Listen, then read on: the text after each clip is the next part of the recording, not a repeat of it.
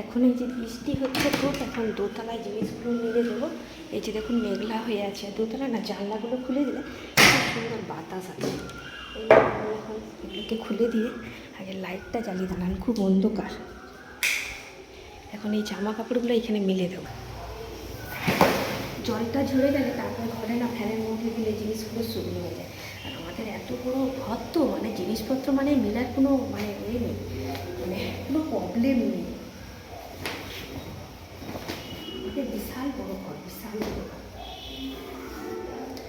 সমস্ত কেচেছি, কেচে এগুলো না সব সিল্কের, মানে ছেলেরা খেলাগুলো করে তো সব, তার সব জিনিসপত্র জল ঝরে যাবে, এখানে মিলে দিলে বাতাসটাও পেয়ে যাবে, তারপরে পাখার মধ্যে লিজিয়ে মিলে দেবো। এটাই হচ্ছে কথা। আরে বাবা,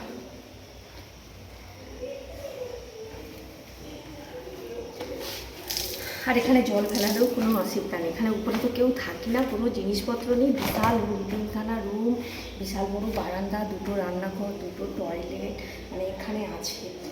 এখানে ভাড়া দেওয়ার ছিল, ভাড়াই ছিল, এখন ভাড়া তুলে দিয়েছি ঘরটা বিক্রি করবো বলে।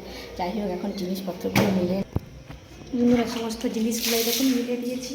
অল্প দেখুন, আজকে না বেশি কাচাকুচি করিনি আমি, কাচাকুচি এখনও প্রচুর আছে।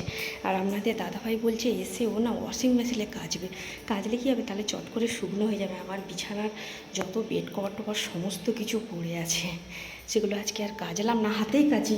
আর আমার না সত্যি কথা বলতে মেশিনে কাচতে না খুব বিরক্ত লাগে, এত সময় লাগে না, এই জন্য আমি মেশিনে কাচতে আমার কি বিরক্ত লাগে। দেখুন আমাদের ওয়াশিং মেশিন, এই দেখুন আমি নিজের পয়সায় নিজে জমিয়ে কিনেছিলাম। এই দেখুন মেশিন, আপনার কেউ হয়তো বিশ্বাস করবে না, বলবে হয়তো বৌদি মিথ্যে কথা বলছে, দেখেছেন তো। ঠিক আছে, চলুন এবার নিচে যাওয়া যাক।